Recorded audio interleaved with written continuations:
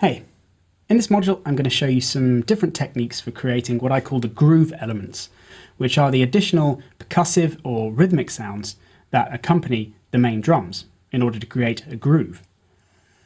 Now in the previous Making Music with Push course, I showed you how to do that with a single drum rack. So you'd use a drum rack to create both the main drums and the additional percussion as well. But sometimes I can find that method a little bit repetitive in that you end up doing the same process every time, or a very similar process, and so end up with the same result.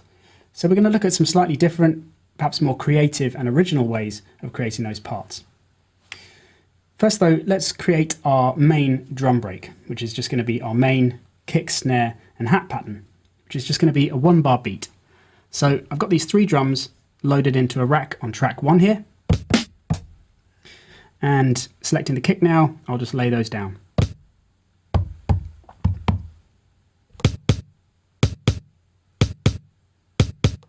Now the snare, I'll just put on beats 2 and 4.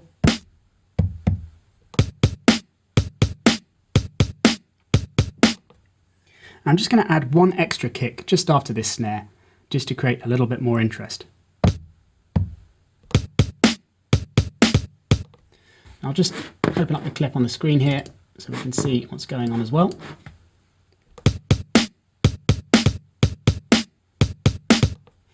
So far, pretty much all the beats are on the main down or up beats, which are these steps here. So only the kick is on this kind of filler 16th note in between, which is where a lot of these additional groove elements would lie. So I'm just going to add a hat as well. And I'll bring down the velocity of these hats in between, so the hat pattern goes from loud to quiet on the down and up beats.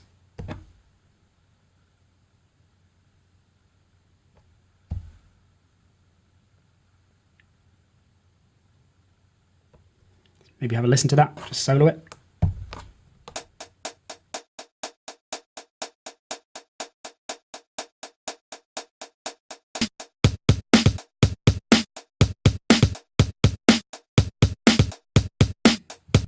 So yeah, keeping the main drums on these steps predominantly with just that 1 kick there means we've now got a lot of room in between to add these groove elements. So now that we've got our main drums in, let's move on to our first technique, which is going to start using a sample as inspiration. So I found this audio loop here, which I've just got on track 2 here. So if I just unmute it, actually just mute our drums for a minute so you can hear the loop on its own.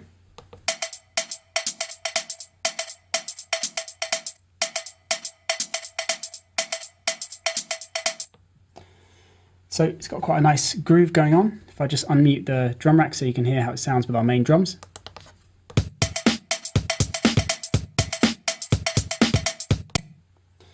So the problem with using a loop like this, as it is in our mix, is that there's quite a few other drums going on.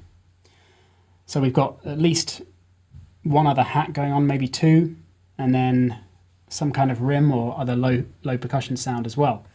And although we could use different methods, for example EQing or filtering the loop, or even using Live's envelopes feature here in volume mode to kind of turn down the drums that we don't want in there, you're still going to get quite a few of the cowbell sounds that have other drums sounding at the same time as them, so it might get a little bit messy.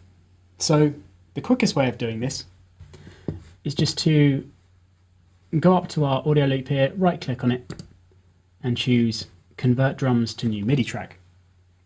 Now if you're not familiar with this feature, what it then does is it analyzes the loop and finds out where all the kicks and snares and hats are, and creates a new MIDI track with the drum rack on and resequences those drums for you. So let's do that. So there's our new track. And if I mute the drum rack, the first drum rack now, and then we play these 2 together, so the original audio clip with our new drums.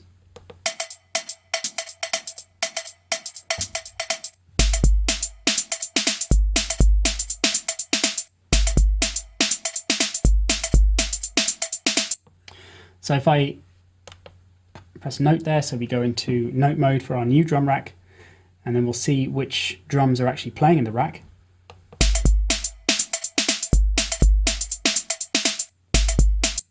So it's done all right. It's using this snare here to replay almost all of the cowbell sounds. So what I can do is I can just solo that drum, and now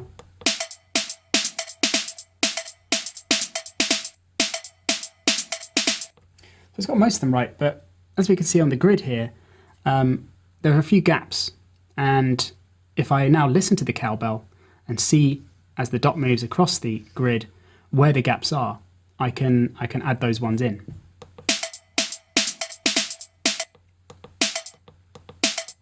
So there's a second one here.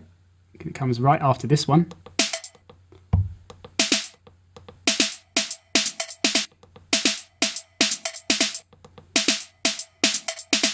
And there's another one after this one, but it's not quite so quick, so I think it's going to be on this step here.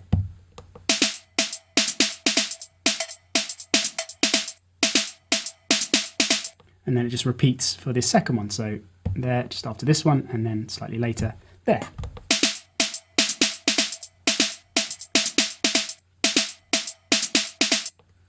So that's got it roughly in place. But if we want to make sure these steps are exactly in place with our original groove, which might have just slightly different timing, of course we could click on them, change the velocity, or use the nudging to change the timing slightly. But a quicker way of doing it is just to, again in our software, right click and choose Extract Groove, because that will then analyze the exact timing of that loop and give you a groove, which now appears in the groove pool, to then drag onto our new MIDI clip in order to make sure those steps are exactly in the right place.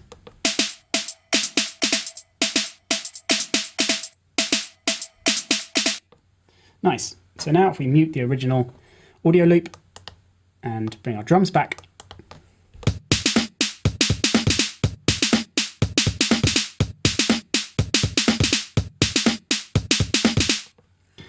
one thing I will do also though is drag the groove to our drum rack MIDI clip as well.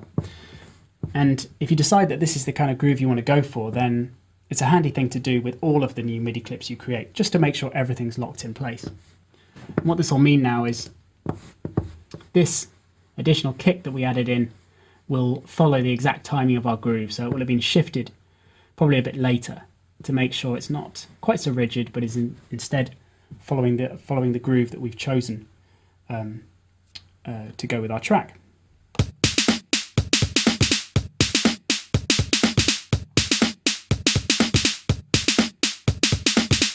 So everything's locking together nicely now.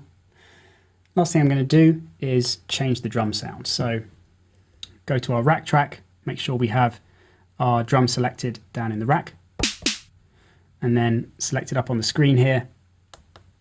So instead of selecting the whole rack, remember, we select the actual drum, and then when we go into browse mode, we'll be able to hot swap that specific drum. Go to drums, drum hits, maybe try some of these bongos.